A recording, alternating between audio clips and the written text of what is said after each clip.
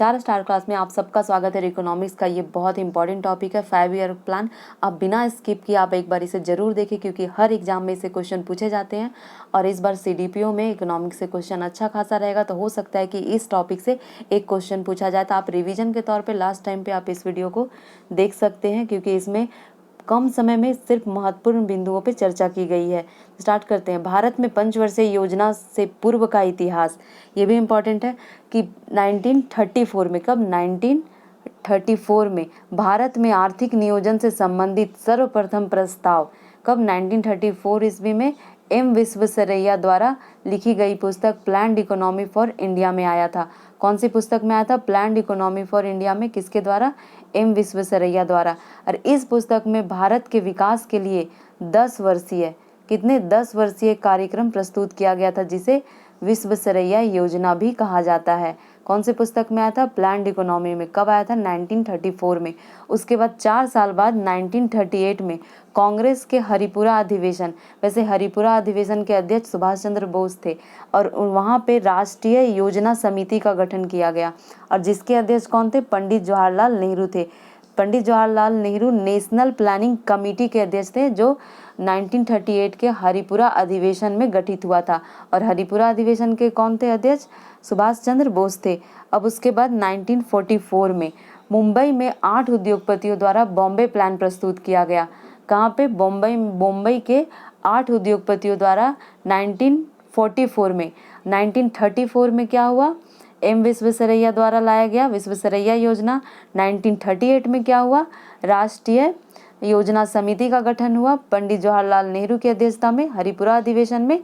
और ये 1944 है जब बॉम्बे प्लान आया 8 उद्योगपतियों द्वारा और इसकी शीर्षक क्या थी? A plan for economy development for India. A plan for economy development for India, और जिसमें 15 वर्षीय योजना का सूत्र प्रस्तुत किया गया।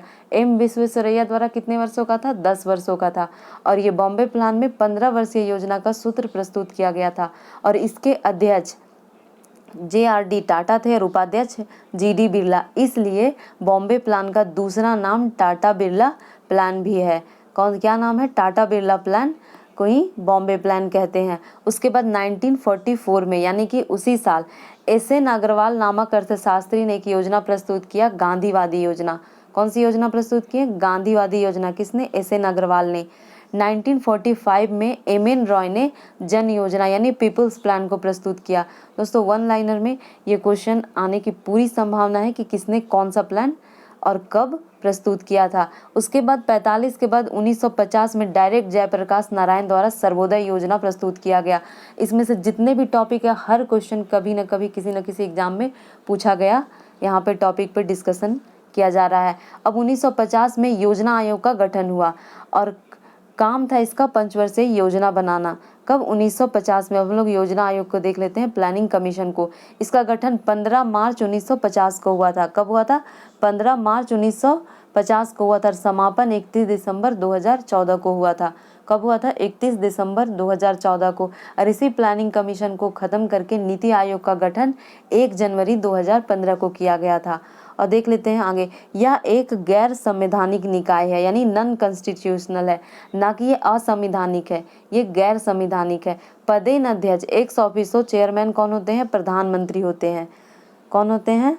प्रधानमंत्री। और पहला अध्यक्ष पंडित जवाहरलाल नेहरू थे और अंतिम अध्यक्ष नरेंद्र मोदी थे। नरेंद्र मोदी थे। योजना आयोग का मुख्य काम पंचवर्षीय योजना बनाना था और योजना आयोग द्वारा बनाया गया पंचवर्षीय योजना को अंतिम रूप से मंजूरी कौन देता था? राष्ट्रीय विकास परिषद NDC नेशनल डेवलपमेंट काउंसिल द्वारा अंतिम रूप से मंजूरी दी जाती थी। किसे? पंचवर्षीय योजना को। यानी प्लानिंग कमीशन के द्वारा किसका गठन किया जाता था? पंचवर्षीय योजना का। यहाँ पे नीति आयोग लाया गया। थोड़ा सा नीति आयोग का हम लोग डिस्कशन कर लेते हैं कि नीति आयोग यानी national institution for transforming India, क्या होता है इसका full form? National institution for transforming India. और स्थापना हम अभी बता चुके हैं कि जब दिसंबर 2014 को ये खत्म हुआ तो 1 जनवरी 2015 को इसकी स्थापना हुई। पदेन अध्यक्ष यानी एक्स ऑफिसो चेयरमैन भारत के प्रधानमंत्री होते हैं और वर्तमान अध्यक्ष इसके नरेंद्र मोदी हैं क्योंकि अभी वही प्रधानमंत्री हैं। और उपाध्यक्ष डॉक्टर राजीव कुमार है। यहाँ पे नहीं लिखा गया है लेकिन आप लोग जान लें कि उपाध्यक्ष डॉक्टर राजीव कुमार है और CEO अमिताभ कांत है, ये आप सबको पता होगा। अब हम लोग देख लेते हैं कि पंचवर्षीय योजना में योजना अवकाश बहुत इंपॉर्टेंट है। आगे हम लोग पंचवर्षीय योजना को एक एक करके देखेंगे, सिर्फ महत्वपूर्ण बिंदुओं को देखेंगे। तो योजना अवकाश में प्रथम 5 ईयर प्लान से 12वीं पंचवर्षीय योजना के बीच, यानी पहला से लास्ट तक के बीच में, यानी 12वीं पंचवर्षीय योजना के बीच मात्र 3 बार अवकाश हुआ है। कितनी बार अवकाश हुआ है? 3 बार अवकाश हुआ है। पहला जो है 1966 से 69 के बीच हुआ था। तीसरी पंचवर्षीय योजना के बाद और चौथी पंचवर्षीय योजना के बीच, यानी तीसरी से चौथी पंचवर्षीय योजना के बीच पहला अवकाश हुआ 1966 से 1969। और कारण था भारत पाक संघर्ष। क्या कारण था? भारत पाक संघर्ष यानी युद्ध 1965। भारत में सूखा के कारण कृषि संकट।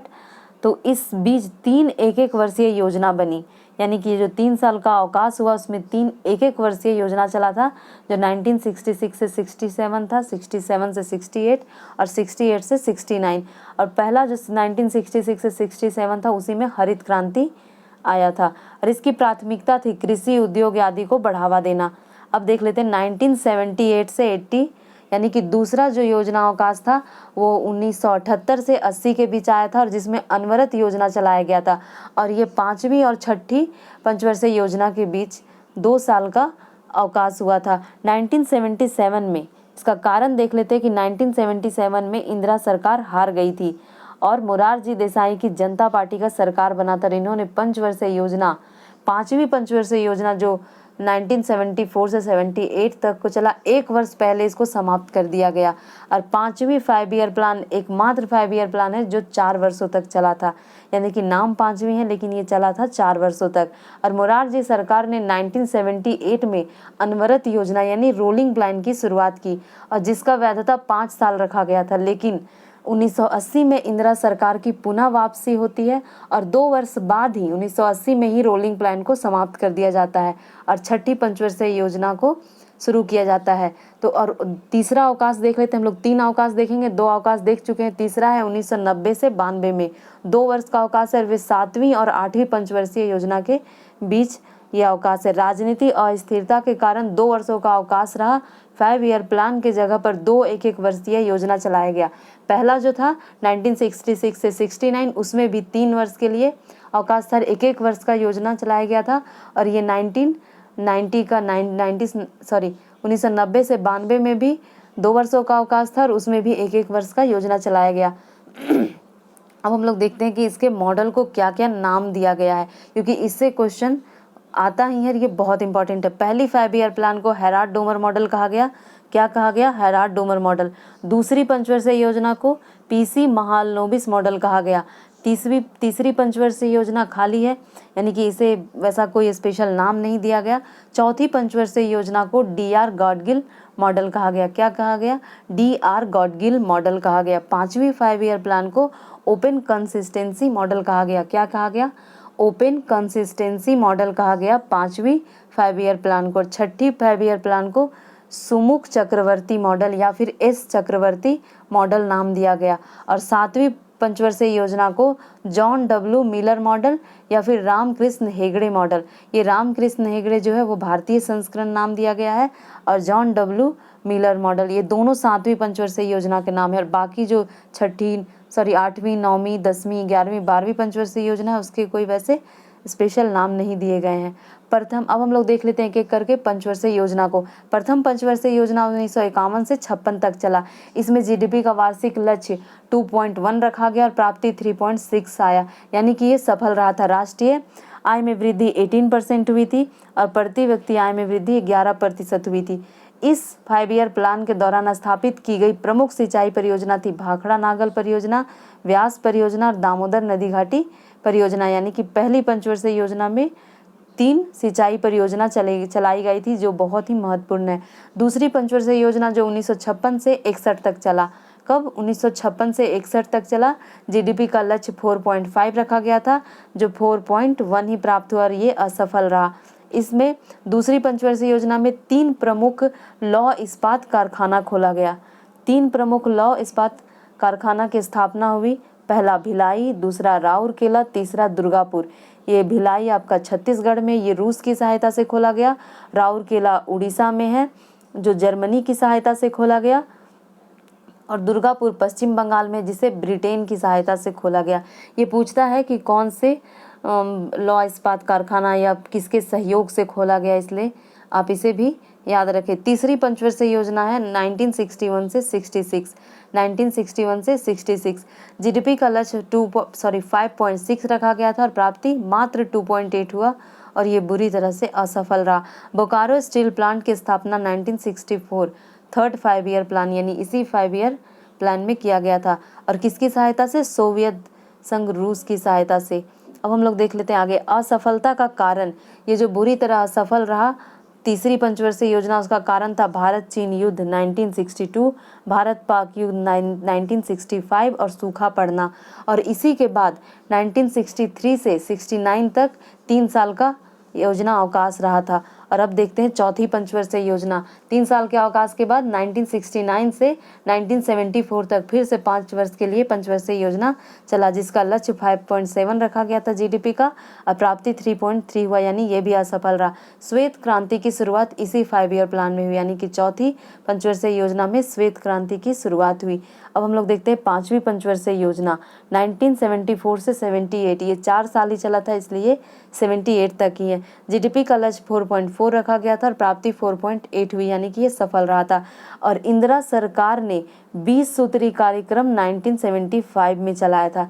ये बहुत इंपॉर्टेंट है क्योंकि ये 20 सूत्री कार्यक्रम पूछा जाता है कि किसके द्वारा चलाया गया और किस पंचवर्षीय योजना में चलाया गया, तो ये पांचवी पंचवर्षीय योजना में चला था। और यह 5 ईयर प्लान केवल 4 वर्ष तक चला था, ये आपको पहले से पता है। छठी पंचवर्षीय योजना यानी 1980 से 1950, यानी पांचवी पंचवर्षीय योजना जो आपका 78 तक चला, इसके बाद 2 वर्ष का अवकाश हुआ और ये 1980 से फिर छठी पंचवर्षीय योजना चला जो 80 से 85 तक चला, यानी इसका जो जीडीपी लक्ष्य था वो 5.2 रखा गया और प्राप्ति 5.7 हुआ और ये सफल रहा। ग्रामीण विकास कार्यक्रम चलाया गया इसमें, जैसे NREP, IRDP यानी कि नेशनल रूरल एम्प्लॉयमेंट प्रोग्राम या इंटीग्रेटेड रूरल डेवलपमेंट प्रोग्राम जैसे प्रोग्राम इसमें चलाए गए। अब सातवीं पंचवर्षीय योजना 1985 से 1990 तक चलाया गया। जीडीपी का लक्ष्य 5 रखा गया और प्राप्ति 6% हुई, जो सफल रहा। भोजन, काम और उत्पादन का नारा दिया गया। क्या नारा दिया गया? भोजन, काम और उत्पादन का। और जवाहर रोजगार योजना भी सातवीं पंचवर्षीय योजना में चलाया गया। आठवीं पंचवर्षीय योजना 1992 से 1997 तक चला। जीडीपी का लक्ष्य 5.6 रखा गया, प्राप्ति 6.8 रहा, ये भी सफल रहा। राष्ट्रीय महिला कोष HR मंत्रालय द्वारा इसी पंचवर्षीय योजना में स्टार्ट किया गया था। नौवीं पंचवर्षीय योजना 97 से 1997 से 2002 तक चला। इसका जीडीपी लक्ष्य 6.5 रखा गया था जो 5.4 ही प्राप्त हुआ और यह सफल रहा। असफलता का कारण था अंतर्राष्ट्रीय मंदी। आगे देखते हैं 10वीं पंचवर्षीय योजना जो 2002 से 2007 तक चला था। जीडीपी का लक्ष्य 8% रखा गया था और प्राप्ति 7.5% हुआ था, यानी ये असफल रहा था। रोजगार प्रदान कर प्रति व्यक्ति आय को दुगना करना इसका लक्ष्य रखा गया था 10वीं पंचवर्षीय योजना का। अब हम लोग 11वीं पंचवर्षीय योजना को देखते हैं, ये जो 2007 से 2012 तक चला और जीडीपी का लक्ष्य 9% रखा गया था और प्राप्ति 8.3 हुआ था। वैसे तो ये असफल था, लेकिन 11वीं पंचवर्षीय योजना ही सर्वाधिक जीडी प्राप्ति हुई थी। लेकिन अभी मतलब कि जो अभी तक 12 पंचवर्षीय योजना चला था उसमें सबसे ज़्यादा जो जीडीपी का लक्ष्य 8.3 प्राप्त हुआ था वो 11वीं पंचवर्षीय योजना था। और राजीव गांधी विद्युत योजना भी चलाया गया था 2006 में। और लास्ट 12वीं पंचवर्षीय योजना जो 2012 में स्टार्ट हुआ और 2017 तक चला। जीडीपी का लक्ष्य 9% रखा गया था। सर्वाधिक धनराशि खर्च किया गया था इसमें सामाजिक सेवा में, ऊर्जा क्षेत्र में, यातायात क्षेत्र में।